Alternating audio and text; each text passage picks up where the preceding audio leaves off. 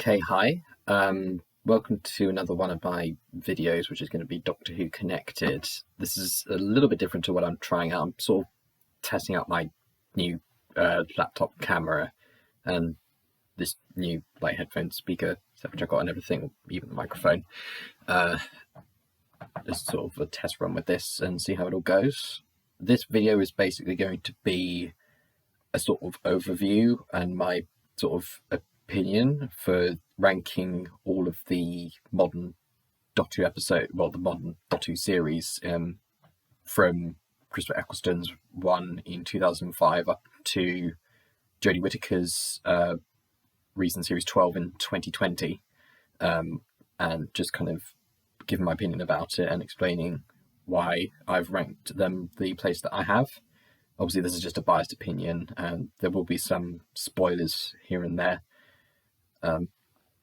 and just sort of going about it that way, really.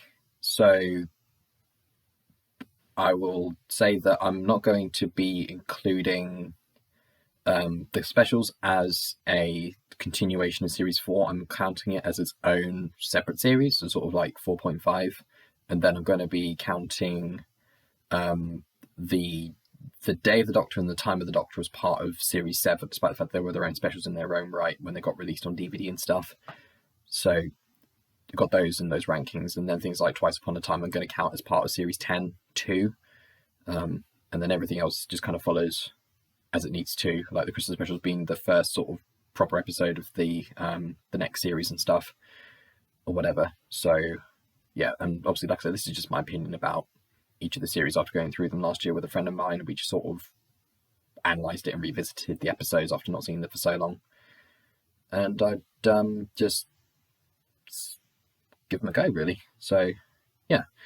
The bottom choice, well, I'm going to start from bottom to top, is probably going to surprise a few people because it's not actually going to be Series 11 as my least favourite series. It is actually going to be Series 8, which was Capaldi's first series. I'm sure they wanted to see that. And yeah, this is the BBC Shop version of the DVD release.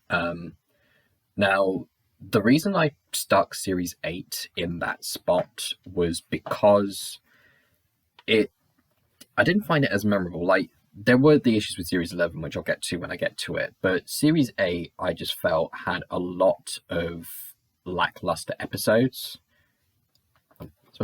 Hold it like this. And I, even with me watching it, that I don't remember much of it. With most of it, like I remember the whole thing with the overall Missy storyline, and then finding out who she was in the last two episodes.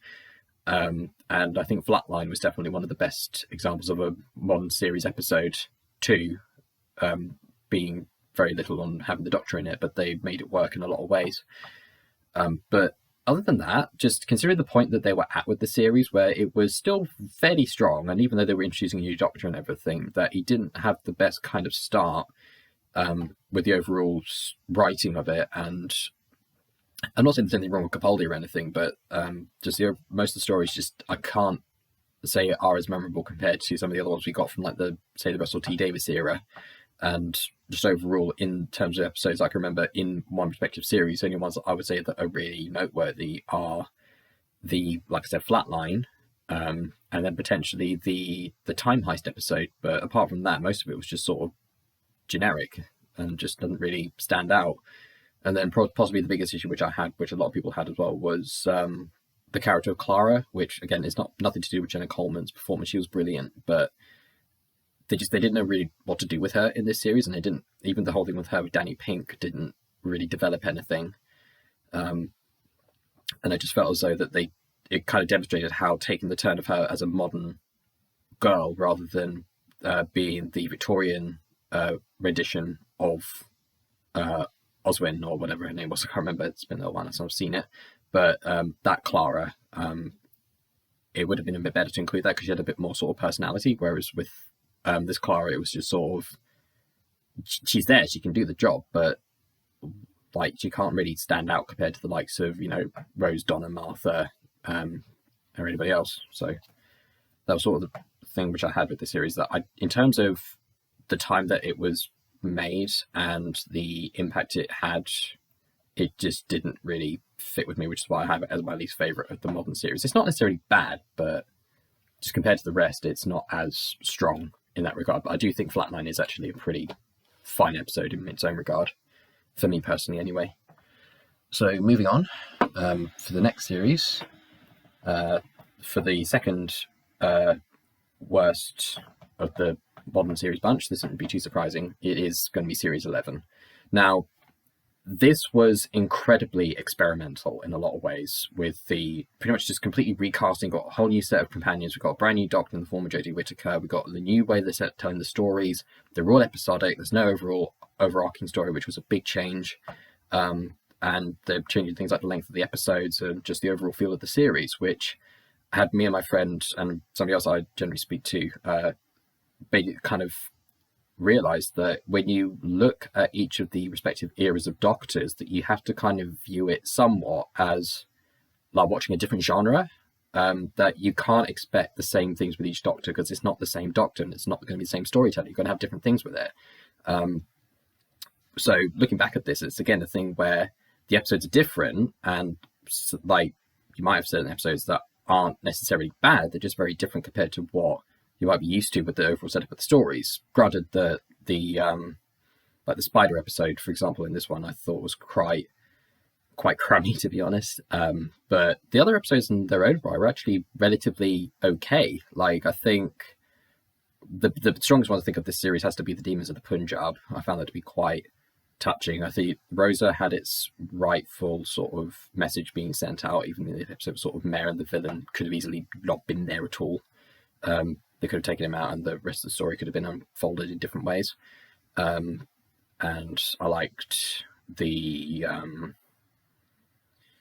that was set in Norway, the one where they had that mirror that went to another dimension. I think that was a good sort of unique episode, particularly because it was the first time they incorporated, I think, a blind actress in it, if I remember rightly, in the form of the daughter. Again, I watched these episodes, but I can't fully remember all the details.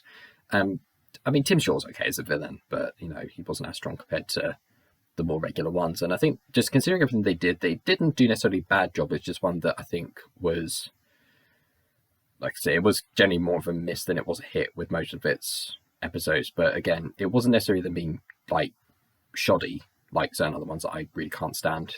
But it was weaker in that kind of regard, which is why I have it at that sort of lower spot because of it.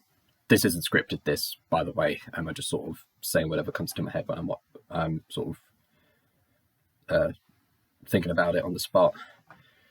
Anyway, next up is going to be Series 12, which, again, it does have some very strong points. I think the Spyfall episodes are absolutely brilliant. They're definitely one of my favourites of the modern era episodes. I think returning to the overarching story element was a very good move. I won't say anything about the final episode with its twist, but it's it definitely raises a lot of questions. It doesn't have to be retconned necessarily, but I think it can deal with it in a different way if they kind of included a couple of things in the next series, but we'll have to see how that goes as of this recording. They had the right ideas with some of the stories, but then other ones like the Spar episode, and then you had those weird creatures that were penetrating the fortress, and then you find out that it was Earth all along. I thought that was kind of a flat episode and didn't really have much of an original plot, which it's fine if you reuse certain plot elements, but you got to use it right, and that episode was definitely not a good example of it and didn't help with the poor acting in some cases. But no, like I said, this was definitely one which it's a step up compared to Series 11, but I think Jodie still has a bit of a way to go, so we'll see how she does in her next series. But like I said, Spyfall, absolutely fantastic episode. If we had to critique anything else with this, it would probably have to be the rendition of the Master. It's a personal preference thing. Like, there's, again, nothing wrong with Sacha Darwin. He plays the role magnificently. But I just prefer it when he's more sophisticated and suave compared to the sort of malicious sort of anarchist that he is in this series. But it's not necessarily a bad thing, and they definitely stepped up their game with it. So yeah, the rest of it is kind of a little bit difficult to think about what might come next. But I think possibly it will have to be I think it probably has to be this one. I think it's going to be series 7, which some people are going to be saying, oh, why are you putting this one underneath, the Capaldi era episode, because they're not as strong. Again, it's the overall number of episodes that I liked, considering the point that they were at and how strong they were. I think this did start quite weakly, that they didn't have like a set idea of what they were going to do with Amy and Rory in the end, and then their send-off was heartbreaking, but it was kind of a weak start for the series. And then once they actually incorporated the whole Clara mystery, I thought that was a very nice sort of take on it. But again, it did take a little while before they got the whole thing rolling with Clara, leading up to the end. So it wasn't really until like the last sort of 5 episodes that we really get into the whole feel of what it's like with Matt Smith about to depart. And then I think the episodes of The Day of the Doctor and The Time of the Doctor, they did live up to their expectations, I would say, because there was a whole hype of it being the 50th anniversary special with The Day of the Doctor. But I think it lived up to its expectations with what it delivered with everything. It wasn't perfect, but it did do a lot of things correctly. But no, in terms of this one, there were a lot of stories that, again, weren't necessarily bad, but just considering the memorability of it was not as high compared to certain other stories they did. The best one probably being, so many episodes on the back here, I think the Cold War episode was probably my favourite of this bunch, maybe, if not the Name of the Doctor, or maybe even the Day of the Doctor. Those ones were really good episodes for this, but again, it was kind of far and few between. I think the Weeping Angel episode was sort of a bit forced, and like River didn't necessarily have to be there for making the story work. Again, Kingdom, fine actress, loved to include her, but just you got to time it right with some of these things, and that wasn't an example of timing it right. So I've got that as one of the weaker series, but still had some strong moments. That's the sort of thing with it. Like, you get weak series, but you still get some pretty good moments from some of these series and everything. So moving on to the next spot. Sort of moving on to the middle section, I think. Yeah, I think this would be the one. Series 9, sort of one of the middle series of ranks and everything. So they now knew what they were doing with Clara, but they didn't really get it onto like a good means of a ball rolling, as it were. And it did have some good memorable episodes. I think the Zygons would definitely held together a lot better with their stories in a modern series, for me personally, compared to what they did in the classic series with Terror of the Zygons. I didn't really like that episode, but the ones that they did in the new series I thought were actually pretty good with how they went about them. And it just kind of took a nice sort of step in the right direction. But again, it's just sort of, it doesn't have as much of a good feel with it in terms of what the stories were. But then again, I think it's just a personal preference thing, where I'm not as fond as the Moffat thing, the series of Moffat's compared to that of Russell T Davies. But then again, he did set the bar quite high when he did the episodes when they came out, and they were so beloved. Whereas this is a bit more lackluster. Again, it's the sort of thing where you got to view it in a different sense of like as this new genre. I will say though, when I rewatched this and I looked at the episode Sleep No More, I honestly could not remember watching it, despite the fact I did watch it when it came out.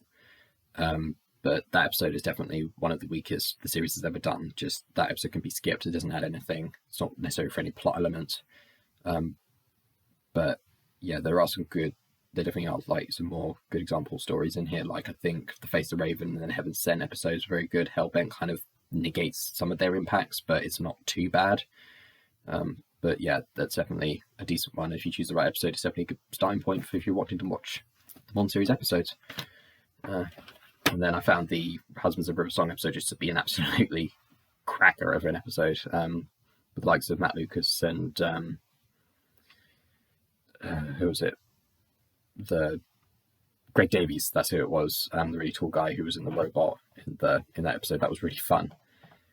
So carrying on, I think the next series I'll probably put here, which is going to be, let's see.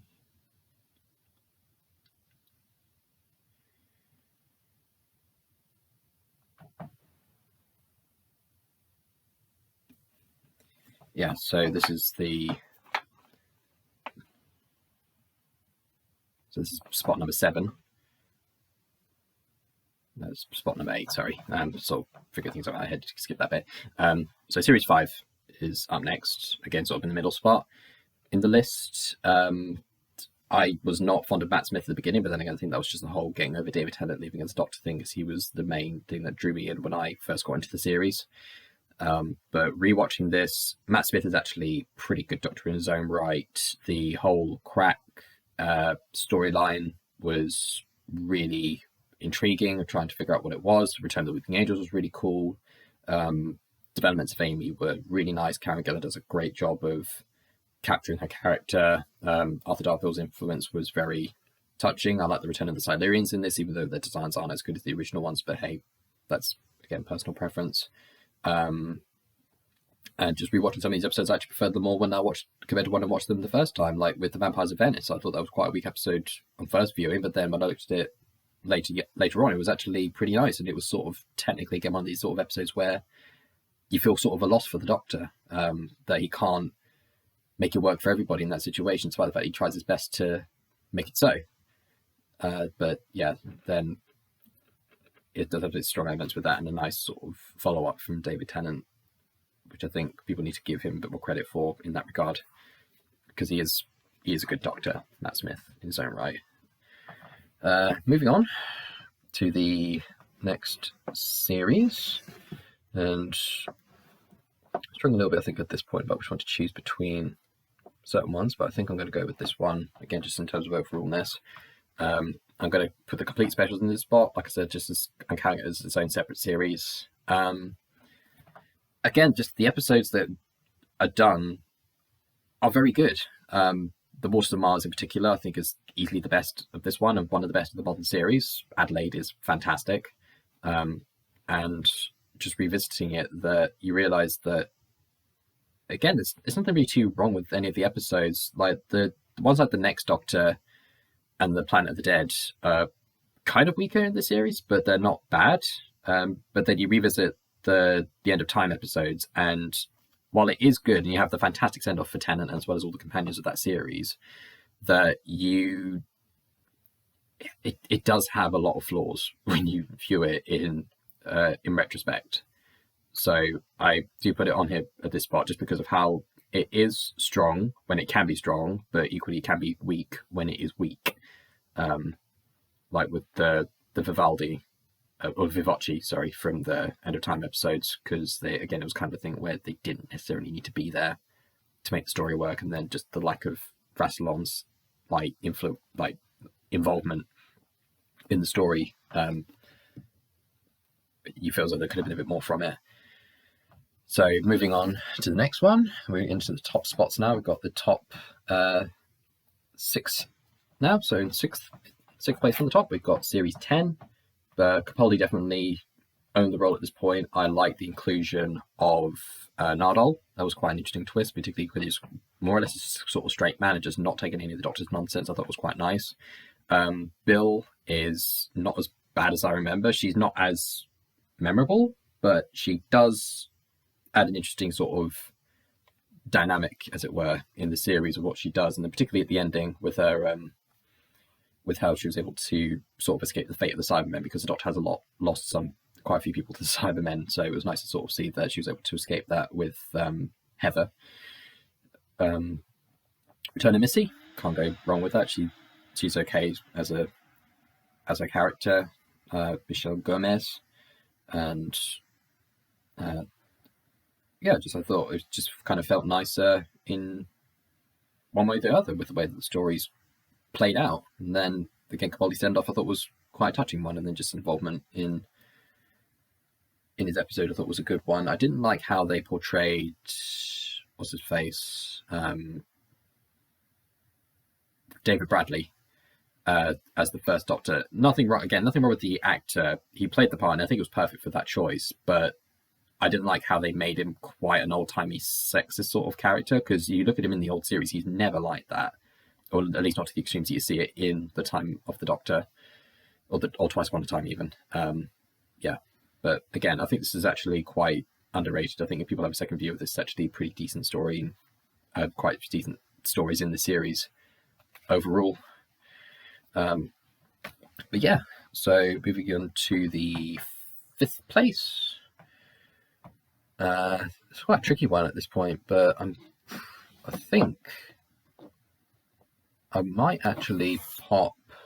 Some people might find this blasphemous again, but it's my opinion. I'm going to put series 2 there in spot number 5, because again, revisiting it, I absolutely love this series. I watched it so much that the box is falling apart. But when I revisited some of the episodes, that as much as Rose is an important and really good character, the stories that they have compared to some of the other ones that were made later on were actually not as strong. I mean, the Doomsday episodes, Gun in the Fireplace, School Reunion, and the Cybermen episodes, those were magnificent and a very good way of drawing in a modern day audience for the new era of Doctor Who.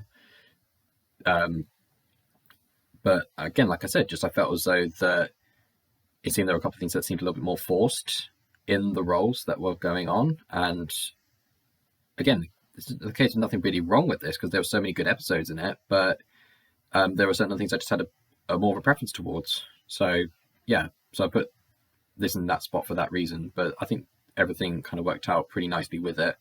And then this is obviously the one where they kind of introduced the whole overarching, well, actually, it was the first series where they introduced the whole thing about Bad Wolf, and they got the thing with Torchwood with this, which I thought was a nice little feature, and just sort of carrying on with it. But yeah, so absolutely fantastic series. But there are the other ones I do perhaps rank higher than this one. But still worth a watch because, you know, David Tennant, Billy Piper dynamics they're great. Then for spot number 4, again, this might seem a little bit odd, but I'm going to go with the complete 3rd series. And this is holographic image. I'm going to say this. I absolutely flipping love Martha Jones. She is by far one of the best companions of the modern series, if at all. She's, you know, quick on her feet. She's intelligent. She can, you know, rework her way through situations. She struggles with quite a few things in this series when you consider it, particularly in the Human Nature Family of Blood episode. We have to keep protecting the Doctor from the family of blood, but also having to deal with the issues of discrimination and racism during that period of time. In addition to the whole thing about, you know, keeping it away from the family that are dealing with the separation, and then, you know, the dad brings a girlfriend into the scene, and then things like that, and then the whole the final 3 parts of the series, and then her family getting trapped in it while she has to basically travel the world undetected to find a way of being able to kill the Master, was, you know, just stunning. She is such a strong character, and like, definitely, I think deserves a bit more credit than credit's due. I think that, if anything, I would actually say that she was a better companion than Rose in some ways. I'm not saying that Rose wasn't important, she wasn't good, but when you compare the two, I'd say Martha had more of a challenge with what she had to contend with, in a sense, for my personal opinion anyway, which is, yeah, I like this series for that, and how they were able to get it sort of just right with Martha. Anyway, so moving on to top 3 spots now. So 3rd place, I'm going to be putting the complete 6th series. This is where I really got invested in the story, and they just got everything right with the development of the characters, the mystery of River Song, the Silence, by far one of the best villains of the series, period. You know, the performances by Karen Dillon and Arthur Darvill, smashing. The overall story is really gripping. You know, you really get hooked on the cliffhangers, and just, you never know what's going to happen with it when you look at it in retrospect. The Dollhouse episode, I still think, is quite creepy. Kind of gives the sort of feel of the empty child, who I also find to be quite creepy. And just, it was done absolutely splendidly, and I absolutely love it. I think this is definitely Matt Smith's sort of peak series to be involved in, and definitely a peak thing with River Song as well, because this is the thing where you see her shine the most. So that's my top spot for number 3, and then obviously I've only got 2 left, and so people can figure this out. For my 2nd place, I'm going to be going with series 1. This is quite a difficult thing, but this only just goes under to the 2nd spot. This was the one that had to start it all, and the pressures that were put for the, you know, the cast and the writers and just everybody involved with it was very high, but they hit the nail right on the head and made it something absolutely fantastic. Just in the words of Chris Eccleston, he took the role and made it his own. He deserves so much recognition for what he did, considering all the factors had to be put into place. The bad wolf scene in Parting of the Ways is probably my favourite moment from Doctor Who history. I've watched it so many times, I never get bored of it. It's bold, it's brilliant, it's Billie Piper just shining in the role. All the stories I really like. There's isn't really one that I can say that I truly hate, even with the likes of Boomtown. The only one I'd say is a little bit weaker is The Long Game, but you realise that it does have its importance in the episode itself down the line. And I think this is absolutely essential to watch. Like, you cannot go wrong with it. I think this has probably got to be, like, as much as people love David Tennant, and I loved him as well for many years, rewatching this, I have to debate whether Christopher Eccleston actually might be, like, I prefer him over David Tennant, as much as that might be hard to believe. But yeah, definitely important. But I would say that there is one that the last series, which people should figure out which one it is at this point, which takes my top spot for my list. And that series is none other than Series 4. I mean, what could be said? Like, the finale is fantastic. You get the likes of Donna Noble, who is probably one of the best, if not the best, modern companion, shining in the role that she took. The stories are amazing. Again, not that I really say that I don't like. The Doctor's Daughter might potentially does have its issues with it, but it's still a great story. Unicorn and the Wasp is a great example. You've got the return of old companions. Every bit of the stories are just really interesting and they're really gripping. Things like the Midnight episode is kind of like a horror in a way because of how claustrophobic it is, and the fact that the Doctor's really out of his depth with this creature, and the fact that nobody on the crawler what they're stuck on is listening to him, and they're all just thinking, throw this lady out, and he's saying, no, I'm not going to have that, and then they're all just thinking, oh, he's on her side, we should throw him out too. It's a really difficult position, but just everything about this series I absolutely love. And if you have to say pick one series to start with, it's either Series 1 or Series 4. You cannot go wrong with it. But yeah, that's why I like it so much. That's definitely my top pick. So yeah, that's that. I didn't expect it to go on for this long. I didn't really have anything planned with this. I just sort of rambled on and just do what I can with it. And I hope that it sort of turned out well with how it appears on camera. So I hope you guys enjoyed this video, and I shall catch you next time for whatever I do next. So long, take care.